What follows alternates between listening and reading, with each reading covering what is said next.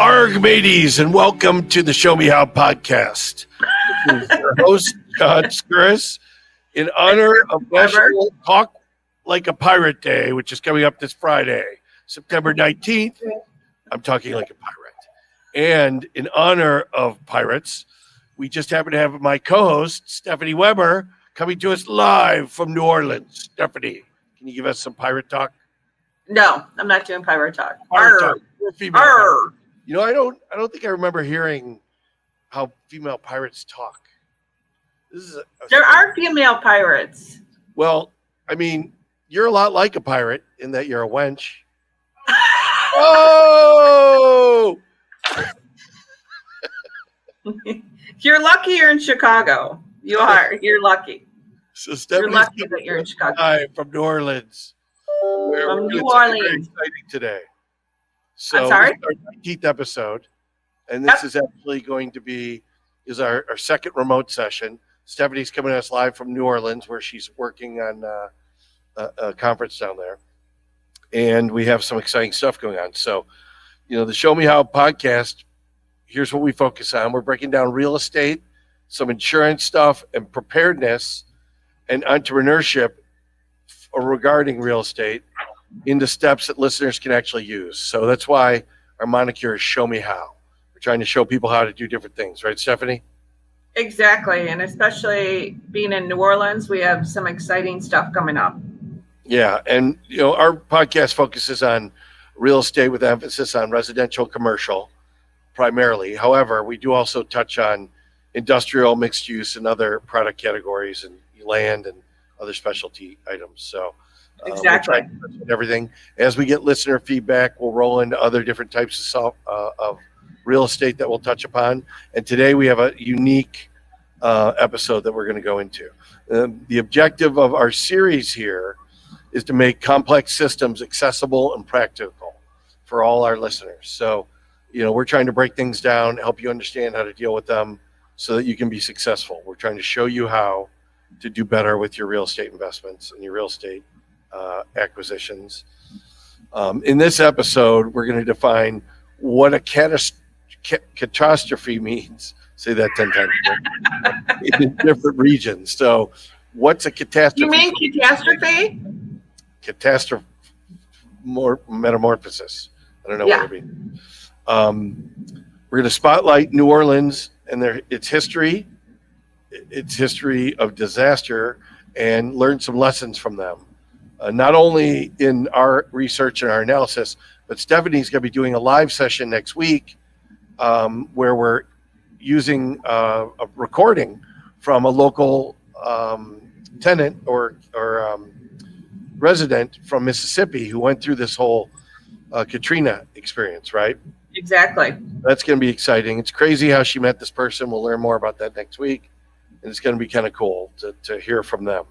And also we're going to talk about resilience and show how neighbors can leverage local systems to prepare for disasters in advance so that you don't have to suffer. And we're going to go through some examples of how that's been tough for people in the past. This is part one of a two-part series on catastrophe preparedness and recovery. So we want to help you figure out how to prepare in advance, how to deal with local government, how to deal with your own preparedness, but how to also prepare your neighbors and your neighborhood and your government structures to put you in a better situation so you don't get terribly impacted like Lahaina or the people of Palisades, California, or the people of New Orleans, and, you know, many opportunities as they've occurred, for example. And what they learn through this process, and also I think what I was sharing with you, what your government's not telling you also is something that we kind of unraveled in my conversation. Yeah, and we're going to get into a little bit about, you know, it's when we say government and it's this evil entity. I mean, there are evil entities in government, of course. However, what we're talking about here really is ignorance. And I think I've come out of education. My whole career background has been education. And the way big corporations succeed is they provide a lot of education. They don't assume that your 2 or 4 year degree is going to meet the bar. they do ongoing training, ongoing development all the time. And we don't do that in government.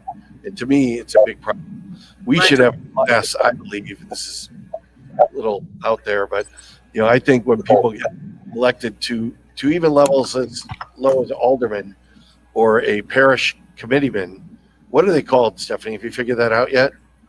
I know they have parishes. Down here? Districts, yeah. Have you So learned a that yet? parish is just like our board. So they're, Our I alderman- thought it was like, No, yeah, is so it- they have a parish. Yeah, a parish is equivalent to a district, I think, right? Right. So that's exactly so like the 10th parish, the 12th parish, the 8th parish. Right. I'll go over that all next week, but Or, some of the things closest to the levee were destroyed. right. So anyway, when you get into government, nobody knows anything. Somebody ran around, put up a bunch of flyers. They got elected somehow. God knows these days. And then off they go to the races to destroy our communities, our cities, and our states. Right. Like the billionaire governor of Illinois knows anything about what he's doing. Absolutely not. Often they're trying to rely on people supporting them. Same with the presidents, frankly. It's just not a good way to start. So we're going to try and give you guys some knowledge, because government is left up to the people, for the people, and by the people. We really have to support it ourselves. And it starts with us going to city council meetings, going to school council meetings, and becoming aldermen, going to your local Chicago area police or community networks to get involved, so you understand what's going on and you stop this. Because these, layers on layers, look at all the debt we're in, right? It's ridiculous. And all this comes from all this legislation that all these well-meaning government officials put in, but they never repeal it. If you never repeal it, if we come up with something that's supposed to last for a year, but they just keep renewing it, what do you think is going to happen? We're never going to, at the end of it, it's never going to stop. Our taxes are going to get more expensive. Then, and why we're getting into this is because you often hear when we get into government, oh, we need to, in New Orleans' case, I could just hear the arguments. Chicago had the same thing with the Deep Tunnel project. We don't have budget for the Deep Tunnel. We don't have budget to improve the levees. Well, you know what? They always get a budget after the catastrophe occurs, and it comes out of emergency funds, and all the people in federal tax rolls that are paying those taxes end up paying for New Orleans or Chicago's Deep Tunnel loss, or the terrible government decisions of the Chicago mayor. Now all the people of Illinois are expected to pay for that $1 billion illegal immigrant funding that Brandon Johnson put out there. So all these bad decisions keep layering one over the other over the other. And we got to stop it. Right. We have to repeal it, take it down, stop continually funding things. You don't just constantly fund stuff. So anyway, we're going to get a little bit on the soapbox here. The journey we're bringing you on is, if you're new, start here with episode 19, and then you'll move on next to episode 20. But we have lots of other episodes, obviously 18 before this, that you can tie into and go listen to other subject matter on commercial, residential, and other specialty real estate. So, today we're going to show you how it's not just about weathering storms. It's about understanding the systems that fail and to prepare your community so that you're ready to go when and if something ends up happening, right? Right. Absolutely. All right. And by the way, and in New Orleans, there was a lot of system failures. Well, yes. I mean, everywhere there's system failures, and we'll get into it a little bit more. Right. These things are happening constantly, and we need to work together as communities to stop this, because it's recoverable. So, right. We're going to define catastrophes and how to prepare your community now. So why don't you kick us off here, Stephanie? So I think, some people think only catastrophes are something like, what happened here in New Orleans or what happened in Palisades, but it could be anything from a burst pipe to insulation, failures, commercial tenants, the business is interrupted, their insurance premium spike, industrial mixed use. There's any kind of catastrophes that can happen along the way. Very And digital, one right? thing you have to be sure of is how you're preparing for that catastrophe, right? Exactly, and taking proactive steps. But one of the things that's very interesting that we're learning of as we go on this, when you think about it a little bit and talk about it, you're like, oh, of course. But catastrophes are different all over the nation, and we'll get into some of that today. So the truth really is that preparedness starts with leveraging community systems and demanding accountability from your elected officials, and holding yourself accountable in your neighborhood. You have to prepare. Obviously, you want to prepare for your family. Then you want to prepare for your home, but you don't want your home to get to a place where it's vulnerable. So you got to engage your community, and that's something we've really lately, as the United States and I think a lot of cultures have moved into our YOLO culture. You only live once, and we're here. Live your best life. You're not here to live your best life. By the way, you're here. We're here to have a good time. We're here. Well, I think you're here to live your best life prepared, right? So I think there's a different way to live your best life. But don't live your best life with your head in the sand. We're not living our best life at the cost of everyone else, which is what, Exactly. You only live once is kind of the concept. We're to the hell with everyone else, right? We have to put an end to that kind of behavior. So this session is going to focus on before the storm, preparedness, leverage, and focusing on New Orleans spotlight. And then episode 20 is going to be after the storm, how to deal with insurance delays, FEMA policies, and survivor interviews to help kind of flavor what's been going on. Exactly. So why don't you kick us off? Because you're in the catastrophe in your area. So we're going to define catastrophes as systems that are overwhelmed. So it doesn't matter where you are. If your system, levee, sewer system in Chicago, your entire beach system in Florida and some other areas, in Palisades, it was their was it the water system, their water, what's it called? Their levee was dry, right? Basically. Levee was dry. Wasn't there a song after that? Yeah. I Miss America. Went to the levee, but the levee was dry. That's really going to be regenerated here for Palisades. The levee went dry in Palisades, and those poor people are suffering. So it's not just bad weather. It depends on your geography. So to give you an example, in Chicago, when we have what was it called? The polar vortex. Polar vortex.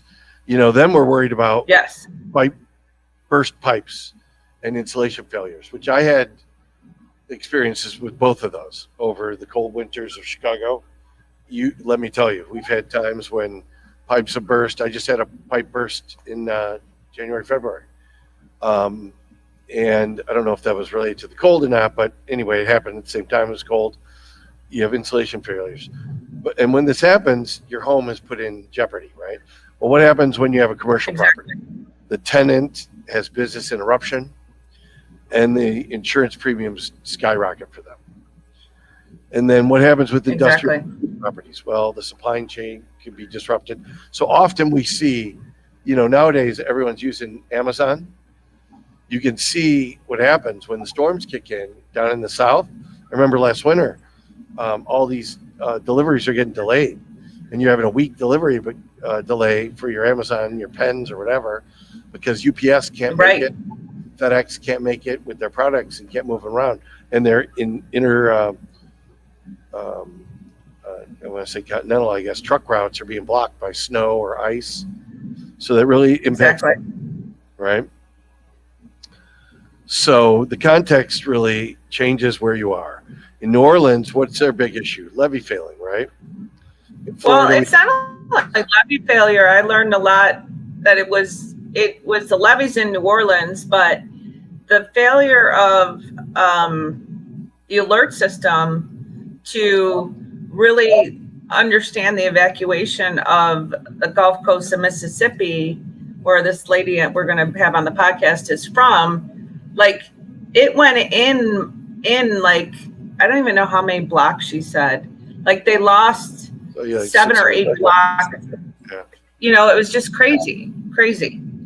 And no Yeah. one knew if they should ride up the storm or leave. Right. Confusion, lack of leadership. You know, again, the government official not busting on that mayor, because it's everyone in every mayor in every city. I don't want to pick on anybody in particular, but you know, not given instruction on, well, you know, if you're in a coastal city, maybe you meet with the Army Corps of Engineers to discuss natural disasters and what could occur as a briefing as you're about to take office. Oh, hey, just so you know, levees are your issue. And if that happens, you need to have a plan. Now, supposedly they have plans, right? But how far do they really get into them? And a lot of politicians are like glad-handing everyone. They're like, oh, I'll have somebody else take care of it. But you know what? You're the guy behind the mic and the camera. I think you really need to understand what's going on at some fundamental level. You don't need to understand the velocity of water and how thick the diameter of the drain pipes in Parish 17 or anything like that. But you should need to know kind of where to move, where that flood is going to occur. If it does occur, what's going to be the exit routes. People should be prepared for all that information. And, you know, one thing about the levees in New Orleans. Sorry, go ahead. In New Orleans that, you know, was interesting when I found out from her, the levees are actually built on soft soil. So they were not, the walls are very weak because they were sinking. So the levees actually have been sinking and no one was addressing that. And then there's something called a T-wall or a straight wall. And for years they said the T-wall would work way better and everyone ignored it. And they actually had 3 hurricanes before this catastrophe happened. Betsy in 65, George in 88, and Ivan in 2004. And since those things, continuously the levees were sinking because the soil is, like, New Orleans is underwater, right? So we're below sea level. So everything was sinking and no one, just like Venice, did anything. Right. Well, and I guarantee you why. Yeah. We don't have the budget. They don't have the budget because they have all these ridiculous things that they put in the budget previously that were supposed to be short term, and they never repealed them. You got to take them. We can't for everything all the time, folks. You got to peel it out, and that should be your priority. And you have to force your government to take it seriously by getting into these community meetings and telling them. So yeah, very interesting. And I know, by the way, when you see a landslide occur, Stephanie, I've seen some of them. They are scary. And the moment what's happening, you guys should watch. We should put videos on this. It'd be really interesting. You see this like berm of a hill or a mountain. It's getting saturated, and then it just like all becomes viscous. All the dirt becomes viscous, and it comes down like a, you know, insanity, and just runs over people, houses, everything. So, you know, having that T, I think what they mean by the T is you put in a concrete barrier in the middle of it with a foot house, and then the dirt is, so it's reinforcing it, so it's not just like this, right? You know, so that falls. If you have the T, it reinforces it, right? Sort of like a pylon when you pound a pylon in, but this is a little more substantial because you have footings. A pylon would be a good start, but probably a T footing is probably the better way to go. And then, you know, again, contextually, we're talking about New Orleans with their levees. Florida has their hurricanes, right? And that's really hard. I don't know what to say about that, you know. I guess we haven't gotten into it too deeply, and I don't want to presume we aren't doing the right thing down there. I think the best thing you could do down there probably is what they're doing. Those hurricane-proof windows, the strapping, put those straps onto their roofing, which connects to the walls, which connects then down to the floors. You know, that's done amazing stuff to help stop these roofs from flying off and killing people. So they're probably doing their best there, but who knows? Maybe there's more we'll learn as we go on. We want your comments. So if we're missing obvious stuff, obviously. Sure. But California, like the wildfires, you know, the winds, the Santa Anas now, and then the blackouts that they have. and then the fires created by their electrical system with their blackouts. It's just unbelievable that they haven't prepared for this. But that's pure ignorance, and that's pure, I don't know what you're up against, Palisades. I'm so sorry for what happened to you, poor residents there, but that's almost criminal. When I have a friend who's an engineer there, you do too, Stephanie, or somebody we know from growing up, who warned the people of the whole region, saying, you have to fill this levee back up, or the what is it? It's not levee. The reservoir has to be filled back up. Which is a raised reservoir to provide water into these segments. So when the fire happened, as I understand it, and I'm not perfect here, but I believe what happened is the first fires, they wouldn't be stopped because, one, yes, there was no water in the fire hydrants, but also their sprinkler systems. They're all multi-million-dollar homes that were required, and their sprinkler systems were not functioning. They did not have water. Right. I mean, this is insanity. What is wrong with these people? And you know why? Right. They were repair to the cover of the reservoir, which apparently was some minuscule amount of money. We have to hold these people accountable. And we're going to get into this a little bit, but your government officials have bonds that they have that protect them from getting sued, because they are in serious situations where they are liable for your house being burned down. They're liable for making these terrible decisions. They're liable for forcing your children to get untested vaccines. They're liable, and you can hold these people accountable for it. And once you start holding them accountable, the insurance companies will not bond these people. So we're going to try and give you some guidance on that. And if you want us to go into it more, please let us know, because we think this is a real way to stop this ignorance in our government. If they're starting to be held accountable, they're going to stop doing what they're doing, and they're going to start paying attention to us. Exactly. And then finally, the context layer for Texas, grid collapse. But, we're talking about grid collapse in Texas, which is interesting. It's the energy hub of the America. But what I remember is them failing. I guess the grid collapsed because of the weather, right? When they get snow and ice down there. I think so, yeah. Their electrical system, their wires collapsed, and all these people were then freezing. They can't handle ice. Right. They don't have snow removal equipment, all that stuff. It's just crazy. And by the way, you think in our system in place, Chicago could throw, 50 snow removal pieces of equipment on a train, and we'd zip it down there for them to help them with that problem. And it just mystifies me, because we're at the hub of the train central for the whole United States, right?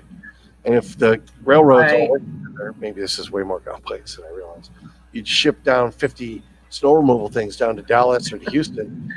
I'm so glad Bill Stanley's back with us today. Am I the Bill Stanley? He taught me, so makes sense. If you wanted to learn about catastrophes, we're going to teach you about the rail system in Chicago. Or how it should operate. So a catastrophe isn't when it's when the pipes burst or when your electrical lines collapse. In Chicago, it's not a cold day that gets you. It's a cold day when everyone's streets are covered in ice and your pipes are bursting, right? Right. So you have to frame definition with real, with the examples that are relevant to the particular areas that you're from. I think we beat that one into the ground, right? Right. I think so. I think you have to really understand, I see there's definitely an election down here for something. I don't know what. Oh, the mayor. And you see all these signs, but I wish there'd be a disclaimer underneath it. What do you stand for? Exactly what do you stand for? So Right. They should have a QR code where you could scan it and see what they stand for.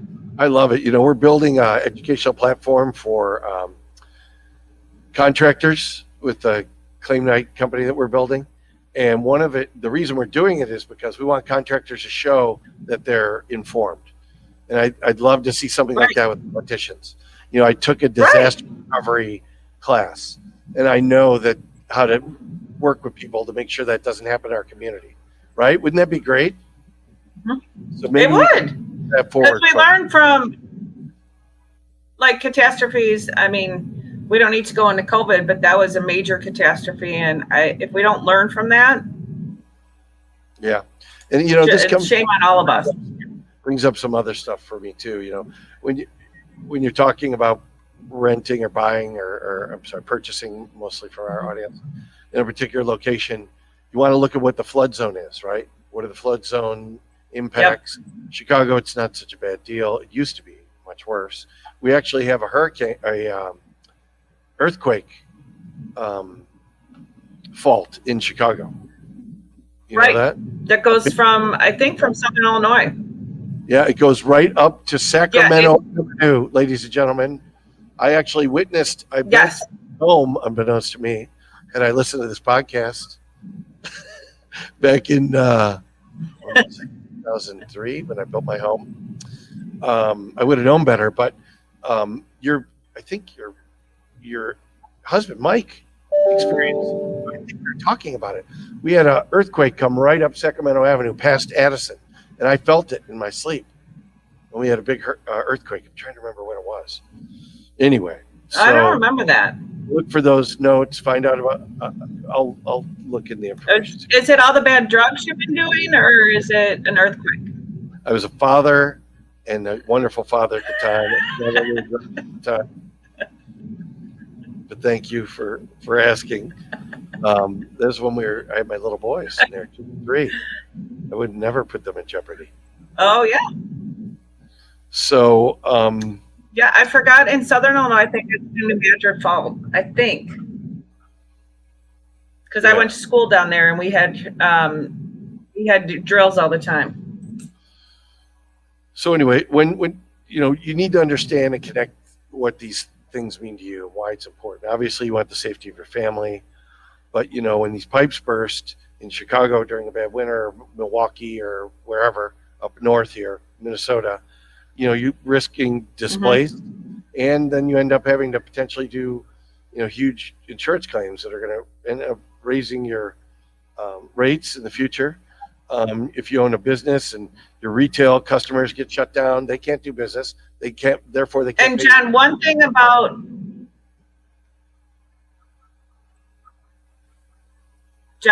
about displacement, and this is something I learned from that I'll share in the podcast next week, is your displacement, when you're displaced from a disaster or something, your insurance company, unless you check your policy, doesn't always reimburse you, like give you money up front. You're responsible for paying, and they might reimburse you. But the lady that I've talked to, like, they didn't have cash on hand. It was a different time. Her credit card, she had paid something else. They couldn't get a hold of the credit card company.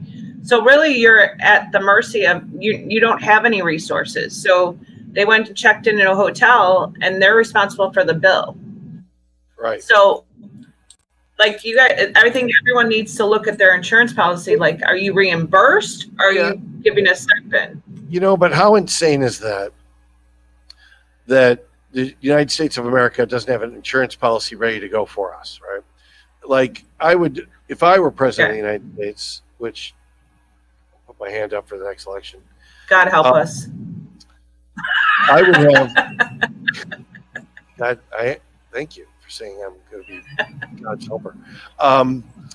So I would have an insurance policy. So when God forbid, the people of Louisiana have this catastrophe, immediately every hotel is contracted by the United States government. And because we can open it up for illegal immigrants, right? How about we open it up for the victims of catastrophe? Right. Our citizens will have hotels everywhere. Motels, hotels will immediately be, I don't know, nationalized. You could call it that, but we're going to pay them. So we take them over, and we reserve some for no media, by the way. We're going to make them sleep in tents out on the street or in a caravan. But all the people get a home for their children. They get places to sleep. They bring up the what was it? The mobile homes and things like that for people to stay in. The temporary housing immediately. Now, FEMA's supposed to be doing this. I've heard mixed reviews on it, and I guess we're going to learn more about that, at least what it was like for them in Katrina at our next episode. So we'll do that. Exactly. Remember, when you own commercial property, you have to understand you're going to get impacted by rent relief. So you want business continuity insurance. You want your tenants to have business continuity insurance because, commercial tenants, because, yeah, there's a catastrophe, but everyone needs to be made whole. So that's why you always want to make sure your tenants have insurance when they're coming in and staying. You want renter's insurance for your renters. You want a business continuity insurance from your commercial customers as well. Also, industrial and flooded warehouses, that impacts the supply chain. So loss of tenants also will come from that. Also, the region will suffer. So there's warehouses with plywood in it in Louisiana that got flooded. Now they can't use that plywood to board up the homes, right? So now they're going to have to go over to Florida. They have to go to Missouri, Kansas, Texas, Denver, maybe even, or Colorado, to get all these resources, which is now going to dwindle those locations. So being prepared, having relationships with those supply chain areas makes a lot of sense. So, ultimately, having the right insurance, having the right preparedness is going to lead to a better, not better, but a more secure valuation for your property, right? So if you're prepared, your community's prepared, property values won't be in jeopardy if there's a catastrophe, right? Because those people down in New Orleans, they couldn't sell their property for 7 years because it was in litigation the whole time, right? Well, one insurance company was fighting with the other. So one was for wind and one was for water. And one kept saying it was the other one and the other one and the other one. And that was a 7-year. Called the Great Shell Game. Where's the ping pong ball? Yeah. Right? And it's just a big. And they had the means. The government should be immediately involved in resolving this. And that should not be left to a bunch of lawyers and insurance companies who are all making profit off it. Right? That's just wrong. Right. And they should also make sure, like these, that will go back to what I've experienced in New Orleans, why the lower wards that were near the levee, why they never rebuilt was because that was the lower income people and they couldn't afford it. They couldn't wait 7 years to get an insurance claim. Right. No, it's terrible. Let's focus on your trip, Stephanie. Very terrible. Your New Orleans experience. We'll talk about New Orleans and a little bit about its history in context with some of the great catastrophes they've experienced. So tell us a little bit about Czar. Give us a history. I haven't been back here since about 4 or 5 years after Katrina, and it was still a wreck, to be honest with you. Right now? New Orleans is actually No. I was back here maybe 15 years ago. Coming back now, we've had some time to go around New Orleans, like the Garden District. We went on Bourbon Street, but not at night because I wouldn't do that. Went around New Orleans, and it's actually really come back. I was very shocked to see new shops, new little boutique hotels, new things going on in New Orleans. The lower wards that were destroyed by the hurricane, unfortunately, did not come back. And really? I don't know I'll talk more with the person I know that I met, because her husband actually works at Tulane and is involved in all that. So I think New Orleans in general has done a great job coming back from where it was. Does it have, like any big city, right? It has opportunity for improvement, but the levees have definitely been improved, stabilized, and like you said, that everyone can say, "Oh, we don't have money to fix them before the hurricane." What it cost them to fix after the hurricane was astronomical. So, New Orleans has a tendency. Well, let's look at the history, and this is why. I'm sorry to cut you off. Back in 1927, the Great Mississippi Flood occurred, and they had a huge levee push, and it just flooded the whole place at that point. Yeah. Then in 1965, they had Hurricane Betty, and then out of Hurricane Betty, already worried about the 1927 issue, so they had gotten a big 40-year reprieve almost. And then they came up with the Hurricane Protection Act. Yep. It was still underfunded, right? And then they move into 2005. They still didn't solve the problem. Everyone's yelling budget, budget, budget, underfunding until the Great Catastrophe. The poor people of Katrina, 80% of the city flooded, 1,800 people died. And now we have the money. Now we'll draw it out of everybody's budget across the United States, but it shouldn't be that way. I mean, I guess part of the problem with, being from Illinois, you're like, why am I paying for the levees of New Orleans, right? But we're a whole community, and it would have cost us 10 cents on the dollar had they, put out maybe a fundraiser, like a GoFundMe for New Orleans, right? Or, some type of solution. Right. And, one of the things about, hurricane preparedness for the hospitality industry, it was funny. I was coming in and some Uber driver from New Orleans said to me, "Oh, you're coming during hurricane season?" I'm like, I guess. I thought about it, but not really. So that's even a deterrent, that they need to express that they're ready for a hurricane, right? So They can't even book conventions during hurricane season. That's interesting.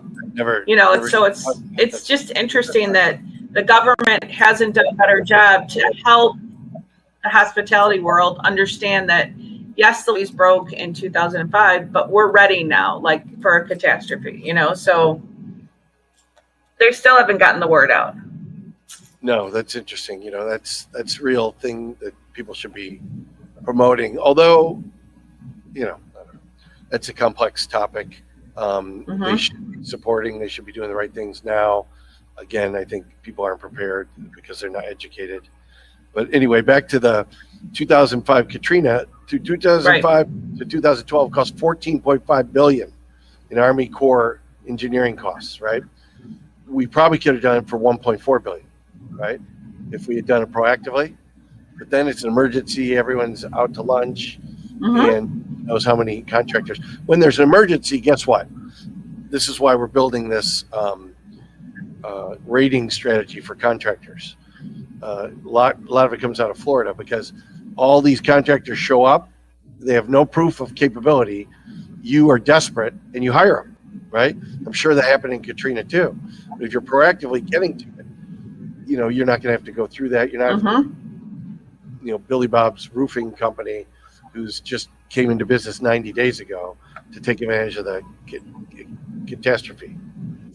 And then, by the way, I think there should be a better way also of, like you said, vetting these contractors, because there were many, if I'm talking to my person that we're going to have on next week, many scammers that came down here. And it was sad because these people are devastated. Like you said, they want to rebuild and they're being scammed out of what little money they have left. Right. No, it's terrible. And then FEMA was providing trailers at that time. And I understand post-Katrina, that's been discontinued. So it seems like, we haven't really used trailers that much through the catastrophes I've seen. I don't see why we wouldn't. I mean, it's a whole industry that we can promote, for one. And it's a second usage for these trailers that could be very, very relevant. People down in Missouri have tornadoes. They still need a place to live. Maybe if there's not enough hotels, that should be a real part of our FEMA, not FEMA in the first place, but it should be part of our national disaster recovery strategy, whether it's FEMA or a new agency, whatever it is. So New Orleans was warned for decades. Well, with the trailers, the FEMA trailers, with the person that's on our podcast next week, sorry we keep saying that, but it's a nail biter. They actually had a FEMA trailer put on their property. So that's why FEMA trailers are so important, because you're working on your property and you're able to stay on your property. You don't have to, you're trying to get your family back to some semblance of normalcy. So you're in the trailer, you're going to school, you're doing your stuff. So that's what I'm just saying. Like, I don't see why we wouldn't do it. I don't know. Yeah. Well, I'm thinking, because I'm a metropolitan person, right? People in high rises here in Chicago, you're not going to be able to put them in trailers on their site, right? there's 300 people that live in a building. But nonetheless, if in Delray Beach or Fort Lauderdale or wherever, you can have it on the outskirts and it'll be close to your home, right? Versus if all the hotels are filled out. Anyway, yeah, I get it. But in Katrina, there wasn't a first warning. Also, that was another issue they had. Levees have been promised to be fixed since the 1920s, and still, when the storm came, 80% of the people were underwater. And there's no current budget to resolve these things. So, they're just waiting for another catastrophe to occur. And I think we're a little bit more prepared down there, but this keeps happening over and over again in all these different communities around the nation. We really need to put a stop to it. And again, that's by having our involvement as residents of communities to get involved with the neighborhoods. So let's move on to our next section here.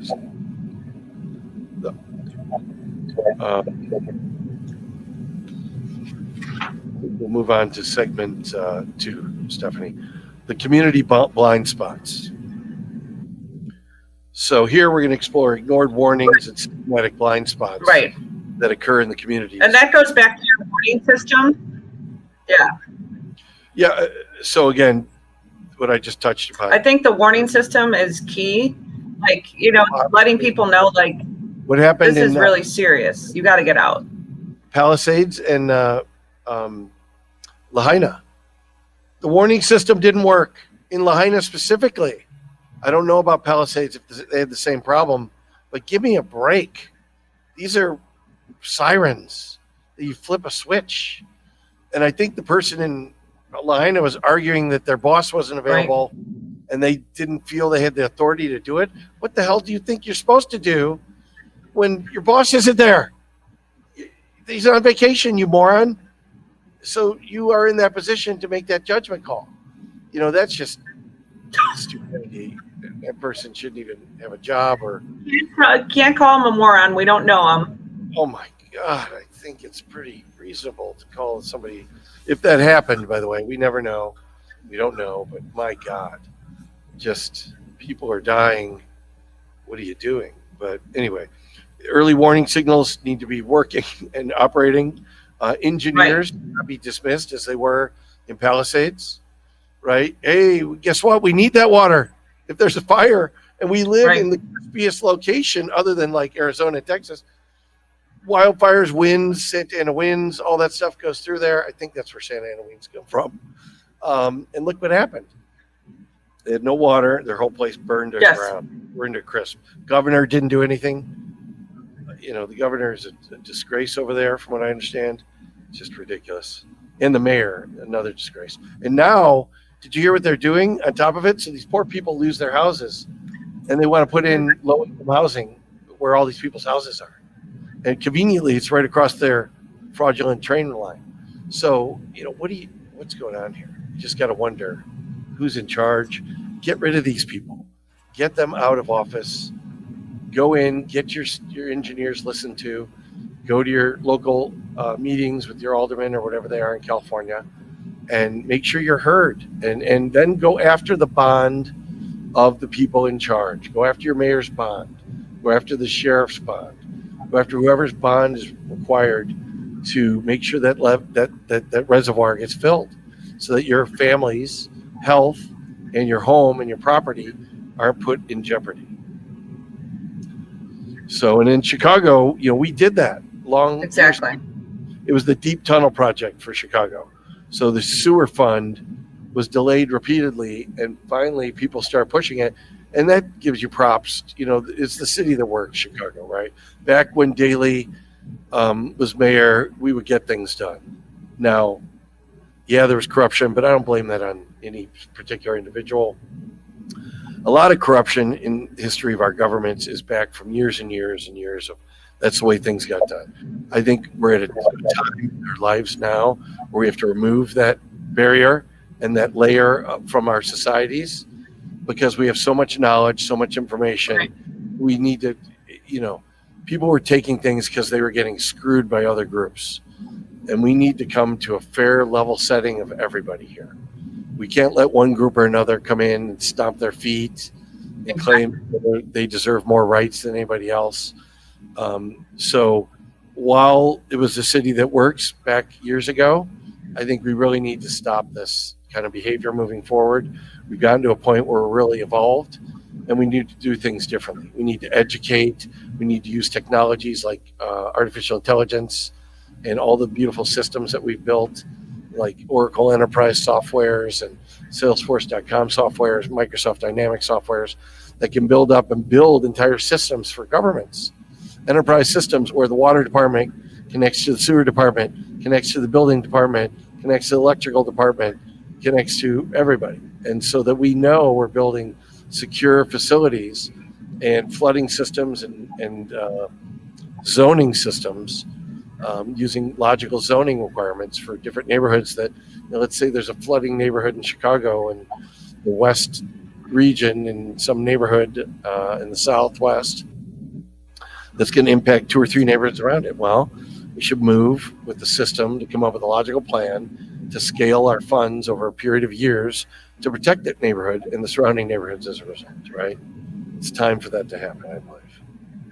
So what are red flags? Exactly. To your meetings, community meetings, like your CAP meetings or your council meetings, your alderman meetings, and you're hearing things go on, Stephanie, and it's falling on deaf ears. Give me some of the red flags you noticed. Exactly. So give me some. So I think what you touched on, voicing rental concern about, so you could say, here is a residential concern. When I was growing up, there were too many rats in our alley because there's too many restaurants around. And it wasn't until my dad, my mom, your mom, everyone got up in arms that all of a sudden there was a rat abatement system that worked and got rid of all the rats in the alley. But if you didn't say anything, they would have just been like, oh, it's Chicago, there's rats. But you have to make, if they say it's too expensive right now, anything. Like what are we spending our money on? And this goes back to the study that was done on Chicago. I forgot who did the study, but it cost $6 million or $7 million to do this feasibility study on what Chicago's spending money on. But then the current mayor won't release the study to the public. So we don't know what Oh, yes, I just saw that. the government's spending money on. So FOIA that's request. where it starts at your local level to really say, I want to get involved to know, like, okay, you see your county, city tax bill. What is it? What are they spending the money on in those categories? What's going on? Well, I mean, that's a great point. I mean, going into these aldermanic meetings isn't going to give you insight into the budget. You really have to have a meeting. That's another whole layer of depth of participation. But you really do need to understand, why do we have these things? And the mayor's pet projects, like God knows what Lori Lightfoot put in our budget, right? And now Brandon Johnson, complete criminal, hiding our reports. And now you have to do a FOIA request, Freedom of Information Act request. But we should really be teaching our listeners about FOIA requests. You need to get the FOIA requests. And when these government officials see it, what's been happening with the federal government, these people ignore the FOIA request. They don't even respond. And they hide information. I mean, and we have to hold them accountable. And I think we're holding these people accountable moving forward. But we got to hold Brandon accountable right now. We want that report. Right. We want it coming out. We paid for it. You cannot hold it back from us because it doesn't say what he wants it to say. That's why he's holding it back. We'll get it. Somebody will release it. There'll be a whistleblower. Come on, whistleblowers. Let's get out there. Send us that information. So yeah, absolutely. Getting organized around these events. Not allowing them to say no, focus on what the budget was and getting things removed from that budget moving forward. And then shelf low priority items that are relevant, but what's low priority? You have to look at that with a discriminating eye and make sure that you're not moving. So, we don't want people that need extra support to get to school, or food systems, or elderly, or veterans, as we like to focus on, that aren't getting the proper health care. We don't want that being shelved. That is not a low priority. right? That's a high priority. But us, freezing to death and having people die in the street, where's that fit? If the weather keeps changing, we have to balance. But it is a balance, but we can't leave anybody out in the cold. So, a dead project in the budget is like a ghost. So it keeps haunting your tax dollars until someone finally removes it. So you got to get in there and you got to make sure you're clearing those line items off. Right. So what are some highlights? I mean, flooded basements equal higher deductibles, lost resale value. So again, if you're not getting these things handled, you're going to get hit in the pocket. Unfund drainage, it's not high on the list. Your lenders are redlining your strip centers. They're not going to insure these strip centers because they know they're going to have huge losses if your government institutions aren't providing enough support to get the infrastructure repaired. So, you got to make sure people are listening, or we're all going to take it painfully, whether it's our families being harmed or our property values being harmed. One way or another, we're going to be harmed.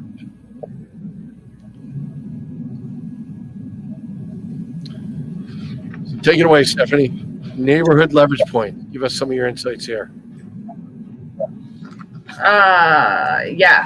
Your neighbors. So, so we have CAP in Chicago. I think the biggest thing with your neighborhood is there's CAPS meetings that happen every. Well, that's Chicago, right? Let's focus broadly. CAP meetings, your alderman.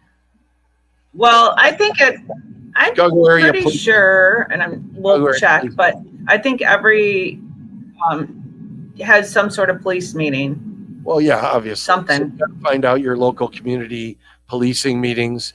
In Chicago, they're called CAP meetings, Chicago Area Police Meeting. We have alderman warb nights that come up. So the alderman has an event and they want to meet all their constituents. Right. So you want to get there. What do they have in New Orleans? Parish council meetings, I understand. You know what? I don't know for sure. I will find out next week. No, they're parish council meetings. I looked it up. I did some research on it. Parish council meetings, probably? Yeah. Your housing, your HOA meetings. Those are super local, but that's where you could drive a bunch of people to get involved, right? So it's a great place to get people on board there. And then move into kind of understanding what the role of petitions are, how public comments are made, how much time do you have to make a public comment, and what budget hearings are. So, I mean, these are great opportunities to educate your neighbors and your community members on how to do things and how to make a change. Start small so you can engage them and get them involved. And, we have to start leveraging other people in the fringe of our societies. Leverage elder people in our communities. Like you're talking about your father is a great example, Stephanie, when, he started working about the rats and he started bringing together the neighbors. They went to the aldermanic meetings and then they got real change, right? Retirees, stay-at-home parents. Stay-at-home parents, guess what? You're young and vibrant. And I know you need naps when you're taking care of your kids sometimes. I was a parent, I understand. But when your kids are on play dates, play dates between your friend group around times when community meetings are happening so you can go to them, right? So make sure you're being proactive and smart about scheduling.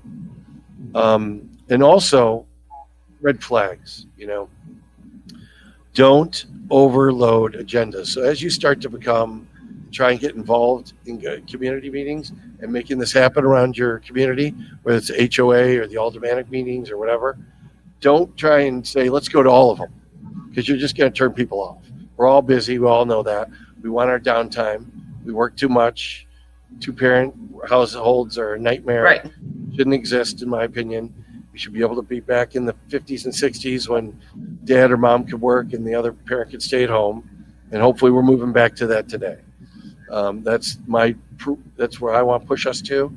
I want single parent households to be gone. I want it so that one parent can work, or maybe two parents can work part-time jobs and support their families moving forward. so we can get into this community stuff and it's not a huge burden on us. Also look out for repeated budget deferrals. So if you go into these community meetings and they keep deferring, no, you got one defer, maybe two if there's a good reason, but you don't allow them to keep pushing this off. That's what happened in Palisades. They probably had 60 deferrals, right? Right. And then their homes burned down. You don't let two go without screaming bloody murder at these people who are responsible, lazy, and pushing it off. And look, if you're a community member, I went up for the board. I had good intentions, but guess what? The road to hell is paved with good intentions, Stephanie. So I got on the board and I meant to do good, but guess what? I'm too busy. Are you too busy or are you not committing your time? If you're too busy, get off the board. Hand it over to somebody who has more time on their hands. That's not an excuse. You are now liable. Bond should be in jeopardy. If I lived in Palisades, I would be in a lawsuit frenzy for these council people. I would hold them accountable, the mayor, all of them. So I hope that's happening. Also, follow up. Again, the road to hell is paved with good intentions. Good intention, well, I meant to follow up. Everything in writing, especially with artificial intelligence nowadays. Record your meeting, have it write up notes for you, send it off an email and a letter. Make sure these people are held accountable. Hold these people accountable. But you got to do it with follow-up. You're just as liable and responsible. You're not just as liable as an elected official, but you are putting your own self in jeopardy and your community by not following up properly. If you don't document it and you try and give a phone call, oh, I'm going to leave a phone call. Here's a good one. You ever hear these things where you're calling a credit card company or Comcast? Oh, we're recording this call for quality improvement.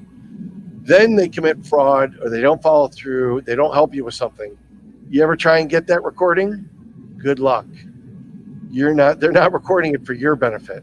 They're recording it for their benefit. Record your own phone calls, record your own situation so that you can cover yourself, cover your butt when time comes.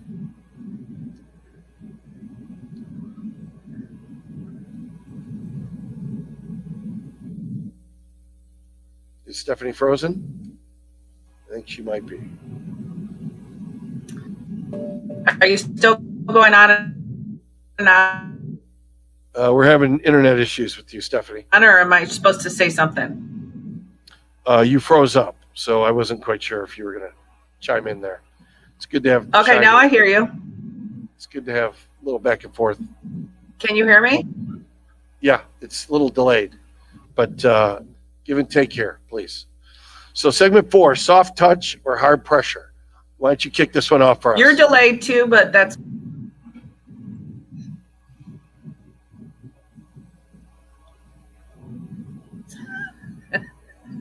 Kick off segment 4 for us, Stephanie. Soft touch to hard pressure. Okay. This is all you. Woo! Woo!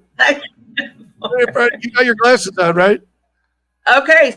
So right. what is an infrastructure bond? But it might be podcast a pause. Kick it in. What's going on? Come on. Kick it in. I'm leaving this one all to you, Stephanie. So the infrastructure bond is a bond that's for roads, highways, bridges, tunnels, Stephanie, supply, sewage, public transportation. We're going to pause the whole thing here. So segment 4 is soft touch to hard pressure.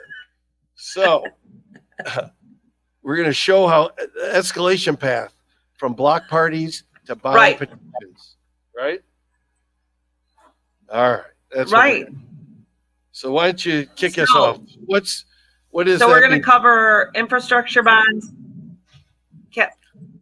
What is an infrastructure bond? You were researching that before this event. I remember we had the discussion. What is it? I did research it. Awesome. Okay, so it is a bond that is sold to investors by the government. They receive interest, which is called a coupon, and at the principal, at the maturity, they are paid back their principal. So infrastructure bonds are for everything from highways to bridges to tunnels to water supply, sewage, and public transit. Exactly. transportation. So what we're trying to get at here is, again, back to the community meetings and getting your neighbors and everyone involved. Soft touch. Let's start with one event, maybe one every 2 months, Right. maybe a month, not the CAP meeting and the alderman meeting or the parish council meeting or the board Right. meeting, city council. But start out small, and then you could take real action. But you don't want to jump in too hard, right? I mean, so what Stephanie's talking about, the infrastructure bond, is almost like using real estate investment trust, or funds. No, sorry, not investment trust. A TIF, tax incremental financing, to raise funds to cover costs in a neighborhood. Like in Logan Square, what you'll see now is they have this whole segment of Logan Square with new lighting, new routing of the roads, new concrete everywhere, new gardens and landscaping. Great. That came partially from a TIF, tax incremental financing. That comes out of the tax dollars for the local businesses. And so if the businesses pay $10,000 in taxes, maybe 10% of those taxes, that particular business, $1,000 goes towards that project. So those are cool projects. Those are great. And you could get an alderman to do that for your neighborhood, but you got to start small. Start with getting, school hours changed, get the lunch. But one of the things, John. Yeah. One of the things when you did do that improvement in Logan Square and reroute everything, there were meetings ahead of time for people to go to. Yeah, that's what I'm talking about. So yeah, so the TIF, so the aldermanic meetings come, but these are advanced meetings, right, Stephanie? So what we're getting at is start small, then after people are trained, they now work on more strategic objectives, like an infrastructure bond and leveraging a TIF in the neighborhood. And that's where there's a community group in Logan Square that worked very diligently to make that happen. So that's a great example. And we're just trying to say, have a soft touch first, then move into those more sophisticated strategies next. Because you're learning as we talk here, but you'll be learning as you're in these meetings and what you can get away with and what your alderman knows. Because your alderman probably has no idea what they're doing again. Remember, these people have had no training. So you got to understand that you're going to have to educate your government officials as well as your community people to move in the right direction. Then you could start working towards capital improvement plans and things like emergency response routing and things like that. So we don't need that so much in Chicago, but in Florida, I'm sure they do this all the time. As a matter of fact, I know they do. They have emergency routings all over the A1A for hurricanes. And in New Orleans, same thing. So they have routing systems, although they didn't have them very well in place in 2005, as I understand it, unfortunately. So win one small battle first before going on to your systematic fights is really what we're getting at, right? Sorry, guys, we're having real bad. Right, exactly. With Stephanie, and she's staying at Burpee's Inn, and they have very bad internet.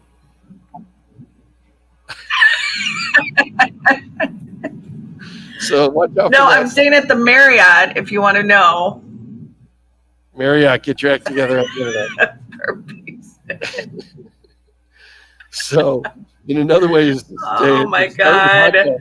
Before you work on your bond petitions. So soft touches, baseball games, right. block parties, local events to drive support. Move slow, then move into actual community meetings where you show up. A few of you show up, and when you really start getting some traction, more of you show up and really start putting these people on their heels. So, and by doing this, you're going to build neighborhood socials, they're going to build goodwill, and you're going to build goodwill in your community that you can leverage later. Bring in, a good example is bringing in restaurant owners. A restaurant owner could be a great person who owns a business in the community, and you get them to provide the location and even some hors d'oeuvres and food because they want to get all the neighbors in to know the restaurant, but they also want to help get a TIF put in place to help benefit their restaurant and the business that they could drive to the community. And in the case of industrial landlords, use its credibility and influence. Exactly. So, there's a city I work with, Glenwood, in the south suburbs. These people keep complaining or asking, they want to drive all this tax revenue. But these people have no idea what they're doing. They just elected a new mayor, clueless. And I've gone in there to try and help them organize the community with tax strategies to bring in hotel revenue. Because if you don't have a tax strategy in place in a community, guess what? No hotel is going to come take a look at you. If you haven't done feasibility studies about how much traffic comes off at your entrances and exits, how much electricity you need to pipe out for a hotel to be put into place and other restaurants to be put in place, and you don't have a revenue stream, they're not coming to your community. So they have all these wishes and desires. They have no idea what they're doing. So again, you need to be involved as a community member. I want taxes coming into my community in Glenwood if I lived out there.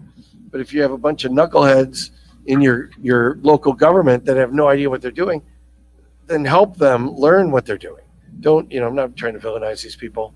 Some of them are just fools on fool's errands, but others can be helped, and they have good intentions, but you got to help them learn so they can do their job properly.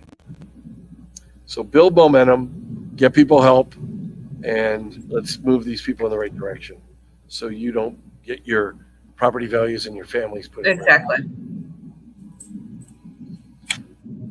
All right. So let's talk a little bit about a case study. Exactly. This is highly on Katrina. So let's compare Katrina, Palisades, and Chicago as lessons in ignored warnings by the communities. So Katrina, they have pre-storm failures. They're having levee breaks. Yeah, I think they were definitely ignored. Yeah, go ahead. Take it away. You frozen? Go ahead. Am I frozen? So No. in Are you Katrina, swaying back and forth too? Failures. And so they knew that the levee was failing, and they knew it was an issue, but they still did nothing about it. In Palisades, They did. the reservoir neglect went on and on and on. We have a friend who's an engineer who was telling the community, nobody did anything about it. In Chicago, they had sewer neglect, and nobody paid attention to it until full neighborhoods were being totally infiltrated. And it became a real issue for everybody. Their communities were being flooded. Their houses are being drowned out. In Albany Park in 2013, there were heavy rains. There were overwhelmed sewers, and the north branch of the Chicago River spilled over. It flooded hundreds of basements. Residents had finished basements, and they turned into full swimming pools overnight. And the city had to bring in emergency berms and sandbags into the city of Chicago. It was crazy. So, they've been warned about this. Nobody did anything. Homeowners are dealing with insurance claims denial because flooding was considered surface water and not sewer backup. So the same thing that happened to the poor people of Katrina, it's just an insurance delay to fund. What's the other one? Deny, delay to fund. It's another strategy they use to make money, because the longer they keep your money, the more money they make, whether your money is in some fund or other earning interest. So in the deep tunnel days, there's TARP delays. So the TARP was the deep tunnel project planned for the 1970s to fix the combined sewer overflow. And it was not finished in the 1970s or 1990s. And it was only partially complete up until 2010s. In the meantime, billions of gallons of water, sewage, stormwater overflowed into the rivers and into Lake Michigan. making our water undrinkable. So it's really, really insane that this stuff goes on. So again, why this matters. It is. And what's going on. You're going to get hit with the bill in the end. Your property values are going to go down, and your family's inheritance and safety is going to be put in jeopardy. So we're going to wrap this one up. It was a tough one due to the Marriott internet issues, apparently, although it could be a technology issue on our end, also. Are you guys sure it wasn't your technology issues, or was it Marriott's? Not on our end. It's definitely on the Marriott. So unfortunately, the hotel situation was difficult. Yeah, I don't know if you can blame the Marriott on this one. No, this is definitely Marriott. It was confirmed. Okay. So the key takeaways: catastrophe equals systems overwhelmed, not just bad weather. Risks vary by geography, and community leverage matters. Exactly. You got to get the community involved, or you're going to all suffer eventually from these issues. So the big myth callback: preparedness isn't stockpiling, it's local leverage, getting your community involved. So why don't you sign us off, Stephanie?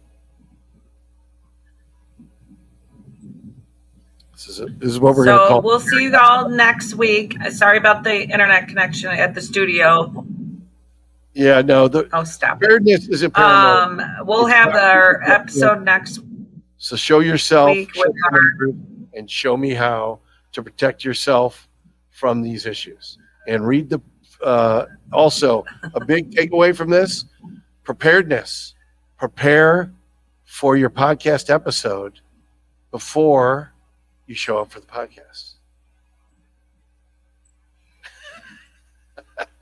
Arg, mateys! Right, and everyone can realize that I'm not in Chicago, and this is the first delay response and screw up that we've had. So prepare for the internet. Prepare, mateys. We're all right, learning. We'll see you next week.